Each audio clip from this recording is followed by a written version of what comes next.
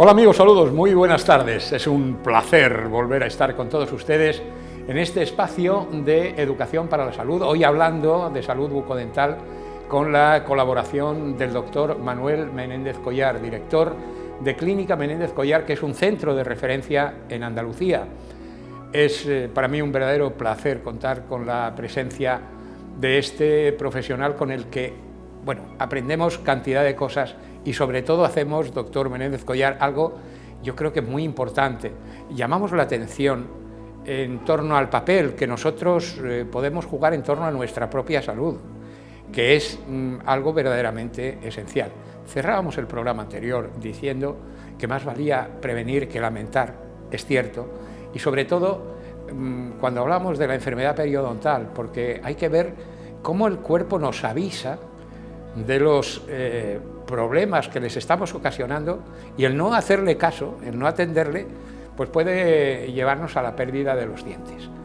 Se ha presentado la enfermedad periodontal y vamos a ver ahora cómo puede tratarse, de qué manera cuando se ha presentado, e incluso en estadios avanzados, todavía hay alternativas de solución para no perder los dientes, imagino. Pues depende de cuántos soportes haya perdido, claro, podemos conservar los dientes. Si se ha perdido mucho soporte, y mucho soporte a veces es más de 2/3 del soporte del diente, a veces es complicado mantener los dientes funcionales, claro, en una situación estética razonable y que nos permitan llevar una vida normal. A veces es complicado. Cada caso es muy particular, y a veces situaciones en las que tienes un 80% de pérdida de soporte en el diente, puedes conservar los dientes toda la vida. Dependen de otros factores, como de los hábitos nocivos, de la edad del paciente, de la situación oclusal, de si hay pérdida o no de otras piezas, de piezas dentales.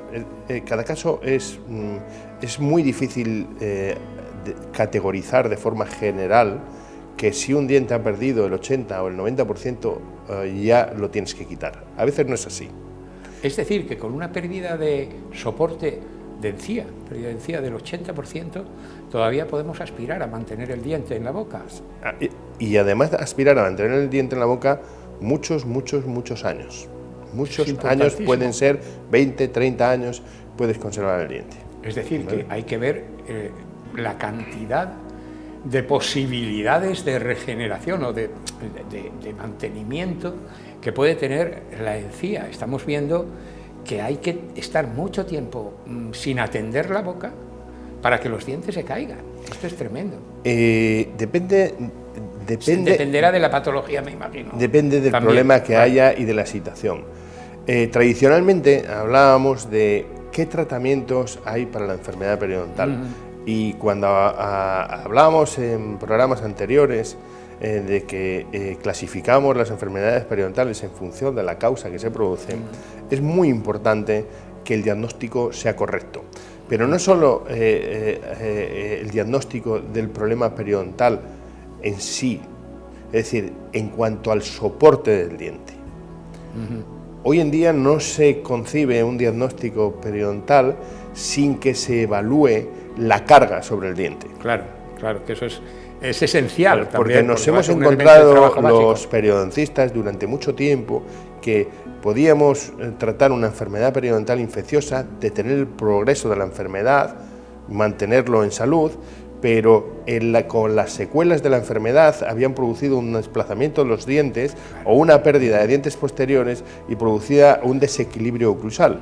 Si no se restauraba este desequilibrio oclusal, lo que veíamos era que a lo largo del tiempo podíamos tener los parámetros periodontales de infección controlados, pero sin embargo perdíamos los dientes. Es decir, el abordaje del tratamiento de la enfermedad periodontal hoy en día va a necesitar del concurso de especialistas, tanto en periodoncia como en otros campos como la ortodoncia o la prostodoncia.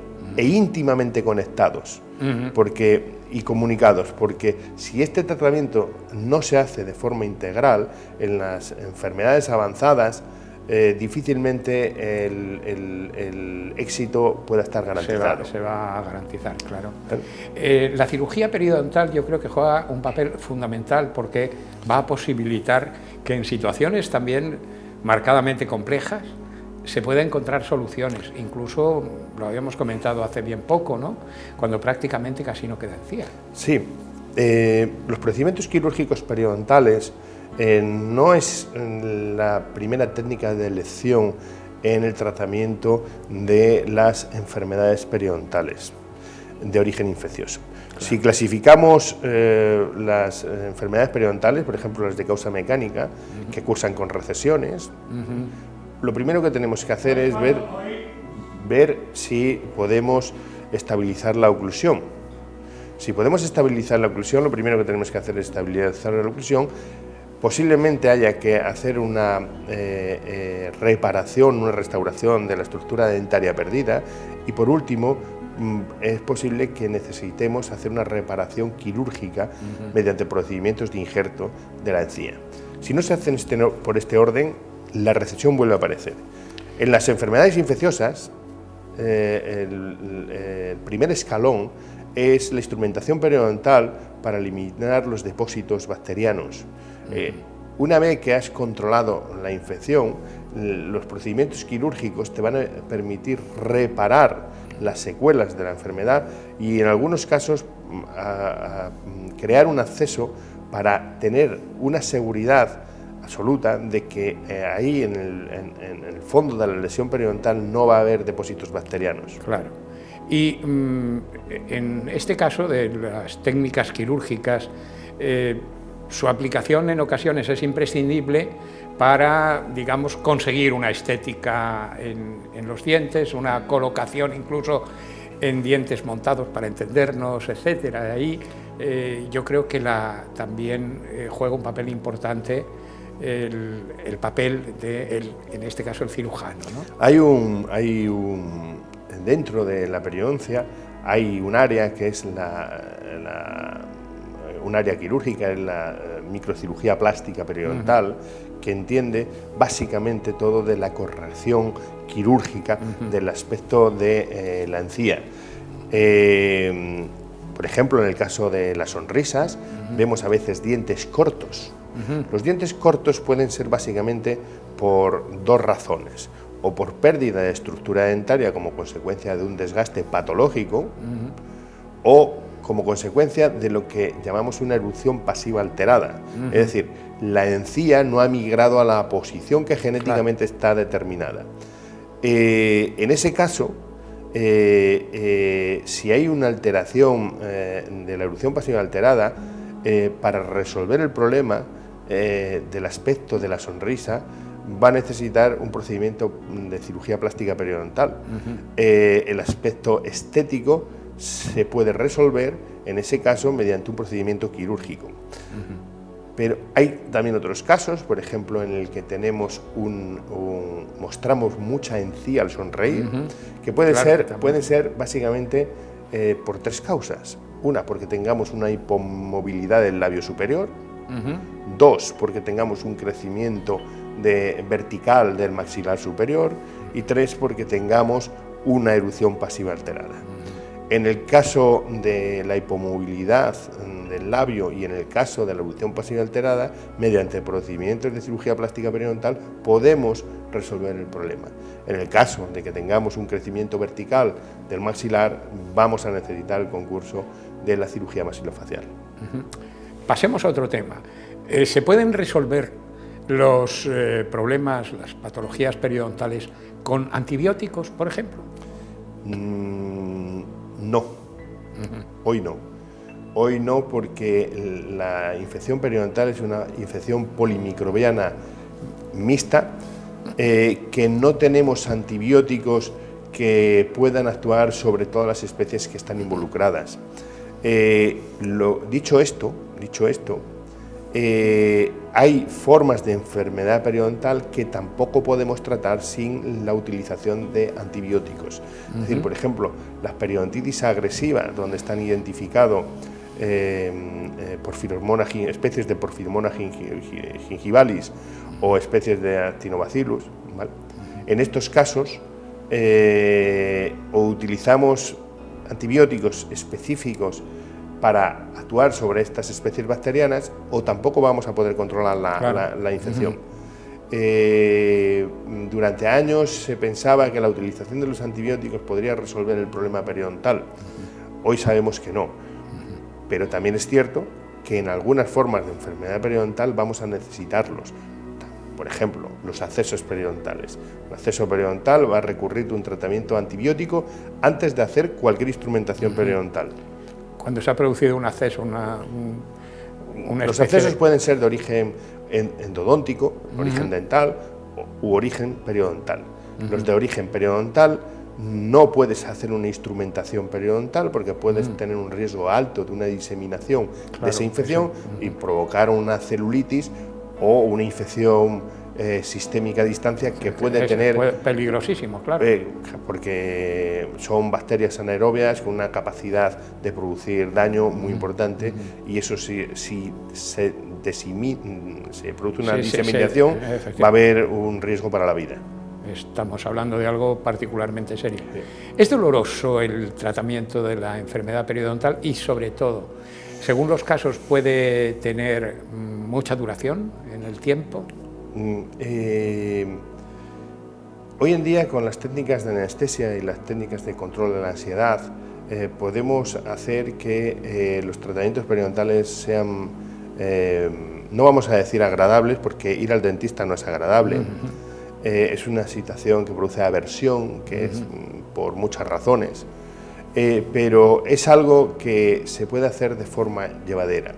También es cierto que hay muchas personas que no pueden ser tratados con instrumentos, por ejemplo, sónicos. Una simple limpieza de dientes con un instrumento sónico les produce una sensibilidad en la encía, en la raíz del diente, que no pueden. Y a veces, incluso los profesionales de la salud no entienden que esto es así y piensan que el paciente se queja, y no es verdad, es que no puede. Claro, imagínese usted si cada vez que va a hacer una limpieza de dientes le tienen que poner anestesia en la boca, si encima tiene aversión y le dejan la boca con esa sensación de acorchamiento que tampoco es agradable, pues la gente como resultado va a dejar de ir al dentista, y el resultado va a ser problemas. Entonces, dicho todo esto, hoy tenemos técnicas para hacer que una persona no sufra en el dentista, que es la primera condición que se tiene que producir cuando se hace un tratamiento dental. Las personas no deben de sufrir. Bueno, en eso se ha avanzado enormemente. Yo puedo decir que es que prácticamente no se produce ni la más mínima sensación ni siquiera de molestia. Es que el pinchazo ni se nota. Claro, eso es una pero eso visto desde su perspectiva, que ya tiene usted memoria, yo me voy a permitir una anécdota. Hace años, hablando con un compañero mío que ya está a punto de jubilarse o ya tiene una actividad muy limitada, su padre, que era dentista, tenía dos tipos de extracciones dentales en su consulta. Cuando mi compañero, que actualmente está ya a punto de salir de jubilado, vino a Córdoba, le decía: papá, pero vamos a ver, ¿cómo hacemos esto todavía? Estamos hablando de los años 60. Tenía dos tipos de anestesia, con y sin anestesia. Claro, si lo comparamos el momento actual con aquel momento, es que estamos a años luz. Pero yo creo el hecho de que debe haber una especie de memoria atávica. Es una especie de asociación remota que tenemos ahí y que establece la idea de, bueno, es que sacarme un diente es una cosa atroz, ¿no? Claro. Nosotros lo vemos desde nuestra perspectiva y lo comparamos con aquella época y nos puede parecer que hemos mejorado. Pero una persona que tiene miedo, que sufre en el dentista, lo pasa mal.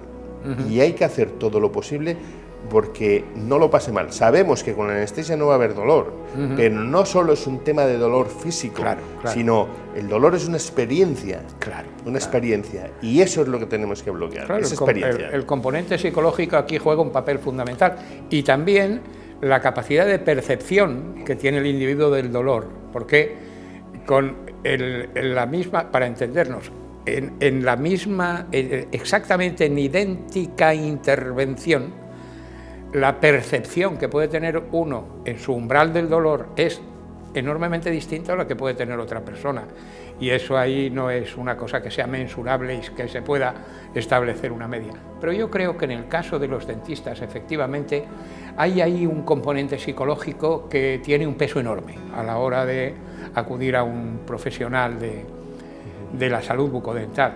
Doctor Menéndez Collar, es que ya, como digo, el tiempo se nos pasa absolutamente en un vuelo. Una última pregunta.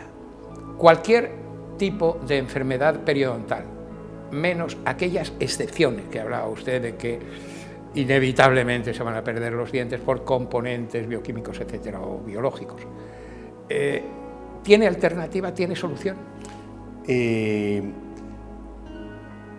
Lo que hay que trasladar a la población general es que todas las enfermedades periodontales tienen solución si se cogen a tiempo, se hace un diagnóstico adecuado y un tratamiento adecuado. Incluso ese ejemplo que yo le ponía en programas anteriores, si ese paciente que tiene la triada tabaco, diabetes e interleuquina beta 1 positivo, si deja de fumar, somos capaces de conservar los dientes.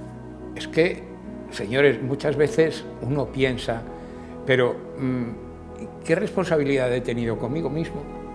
Si teniendo la posibilidad de haber mantenido mi boca en salud con todos mis dientes, resulta que ahora me faltan tantos dientes, que no es un problema de la enfermedad, es un problema del individuo. O sea, es que a la conclusión que se llega es a esa. Es decir, aquí el papel del paciente y la responsabilidad del paciente para mantener su boca en salud es exclusivamente suya. Es así. Porque alternativas y tiempo para poder resolver los problemas que se pueden plantear desde que está diciendo nuestra encía que aquí pasa algo hasta que el diente irremisiblemente se tenga que perder, es que ha sido mucho tiempo y mucha dejadez. Por lo tanto, ¿qué les vamos a decir? Ustedes verán. Gracias, doctor Menéndez Collar. Gracias, amigos telespectadores, por habernos acompañado. Dentro de 7 días volvemos. Hasta entonces, sean felices. Buenas tardes.